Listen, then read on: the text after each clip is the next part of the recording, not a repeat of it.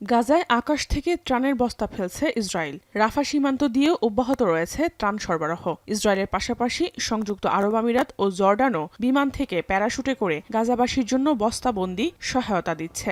আর এসব ত্রাণ সংগ্রহ করতে গিয়ে রীতিমতো যুদ্ধ করতে হচ্ছে ফিলিস্তিনিদের। এই যুদ্ধে পিছিয়ে যাচ্ছেন বৃদ্ধ, নারী ও শিশুরা। এমনকি হুড়োহুড়িতে বা উপর থেকে বস্তা পড়ে আহত হচ্ছেন অনেকে।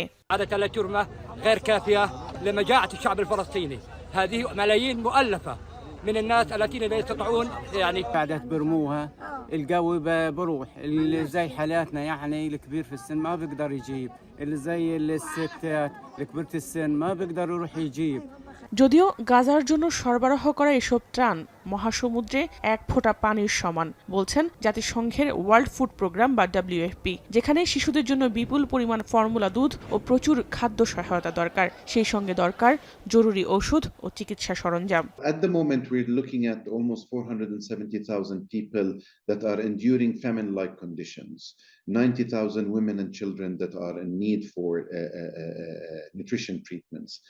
গাজার প্রায় 4.5 লাখ মানুষ দুর্ভিক্ষ পরিস্থিতির মধ্য দিয়ে যাচ্ছে বলে জানায় WFP। এছাড়াও 90,000 শিশু অপুষ্টিতে ভুগছে।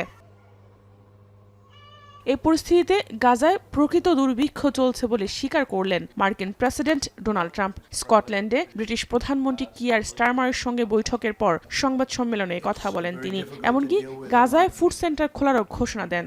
সে সময় গাজার দুর্ভিক্ষের জন্য ইসরায়েলি প্রধানমন্ত্রী বেনিয়ামিন নেতানিয়াহুকেই দায়ী করেন মার্কিন প্রেসিডেন্ট। এই ইস্যুতে অন্তত ট্রাম্প নেতানিয়াহুর ভিন্ন মত দেখা গেল।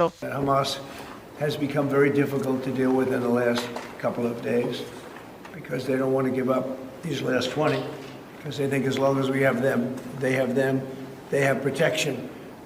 But I don't think it can work that way. So I'm speaking to Bibi Netanyahu and we are coming up with various plans. We're going to say it's a very difficult situation.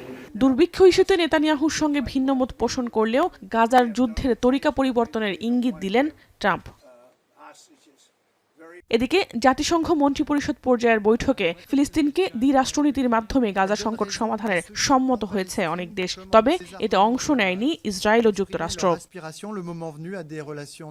সম্মেলনের প্রথম দিন Hamas Israel যুদ্ধ শুরুর পর থেকে নিহত সকলের প্রতি দাঁড়িয়ে শ্রদ্ধা জানান উপস্থিত সদস্যরা।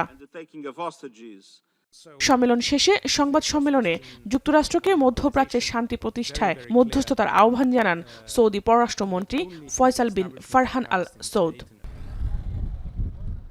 এদিকে গ্রিসে একটি ইসরায়েলি প্রমোত্তরি নোঙর করায় প্রতিবাদে বিক্ষোভ করেছেন ফিলিস্তিনিপন্থী গ্রিসবাসী। সে সময় গাজার স্বাধীনতার পক্ষে স্লোগান দেন তারা। জাহানারা ভুঁইয়া, এখন বিশ্ব।